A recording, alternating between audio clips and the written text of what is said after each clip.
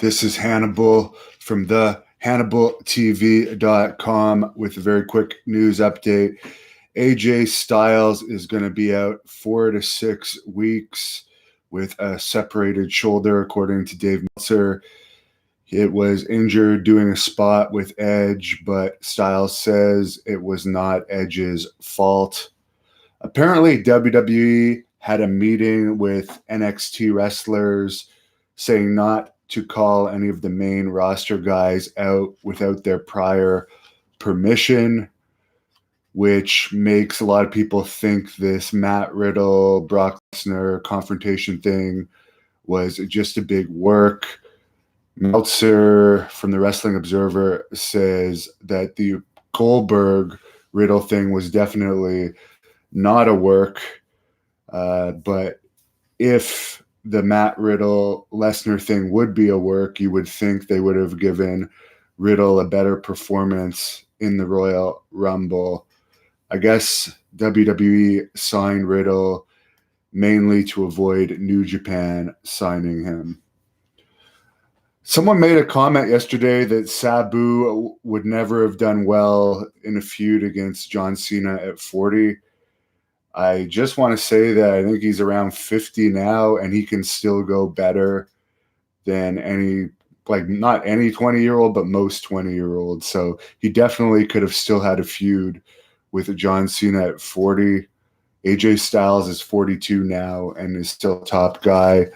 Pro Wrestling Noah, as I previously reported, was purchased by a cyber agent who owns DDT in Japan. So that company now owns Noah and DDT.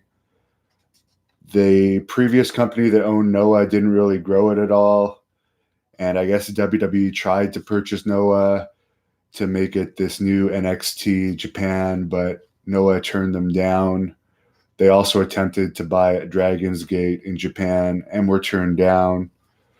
Usman Masvidal is going to happen in MMA news. And of course, McGregor is going to face whoever wins the Khabib-Ferguson fight. Boxers Larry Holmes, who is 70, and Jerry Cooney, who is 63, are saying they want to have another fight 38 years after their title fight. I've actually interviewed both of those guys.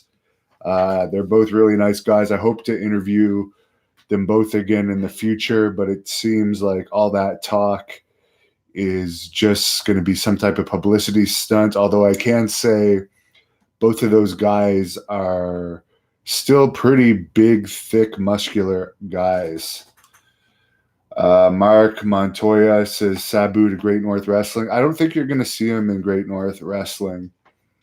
He lives in Las Vegas, and he requires his manager to come with him to events.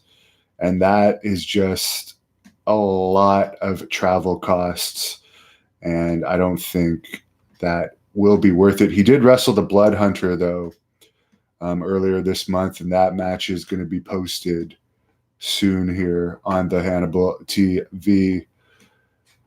Why did Sabu leave Impact? Someone's asking. He still makes appearances with Impact here and there. I'll just give a shout out to Van Albright, Ralph Vaquero, Colonel Quayle, Anthony Shabbat, and Devious One before I sign off here. They are going to do a Wrestling Observer later today, so probably later tonight or like around midnight, 1 a.m., I'll do my Wrestling Observer review. They didn't do one last week because Dave Meltzer was on the Jericho cruise, which, by the way, I didn't see AEW, but according to reports, they sang Chris Jericho's music on his way to the ring on the cruise and again last night at the AEW taping. And I just think that's funny that he's the top heel in the company, but he's clearly the most popular guy in the company. So heels are definitely not the same as they used to be. So have a great afternoon, everybody.